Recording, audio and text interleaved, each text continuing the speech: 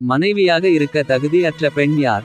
தனது கற்பை கணவன் அல்லாத வேறு ஒருவனுக்கு கொடுக்கும் பெண். எப்போதும் சந்தேகத்துடன் இருக்கும் பெண். கணவனின் பேச்சை மதிக்காத பெண். பிடிவாதமாக இருக்கும் பெண். வீட்டை சுத்தமாக வைக்காத பெண். கணவனை அன்பால் அரவணைக்காத பெண். கணவனின் வருமானத்தில் திருப்தி அடையாத பெண். கணவனுக்கு ஊத்தையாகவும் அந்நிய ஆணுக்கு சுத்தமாகவும் காட்சி அளிக்கும் பெண்.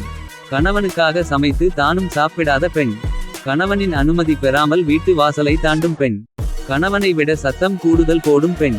தன் கணவனின் தகுதியை விட தகுதி கூடிய ஆண்கள் பற்றி பெருமை பேசி கணவனை தாழ்த்தி பேசுபவள். எப்போதும் கணவனிடம் சண்டை போடுபவள். கணவனின் தாயை மதிக்காத பெண். தன் வயிறு நிறைய சாப்பிடாத பெண். தான் சிறப்பாக சாப்பிட்டால்தான் கணவனுக்கு சாப்பிட கொடுப்பாள். கணவனை எப்போதும் விட்டு கொடுத்து பேசும் பெண். குறை பேசும் மனைவி. சிரிப்பு இல்லாமல் புன்னகை இல்லாமல் சலாம் இல்லாமல் கணவனை வரவேற்கும் பெண். வெட்கம் குறையும் பெண். அடிக்கடி கணவனை வீட்டை விட்டு விரட்டும் பெண்.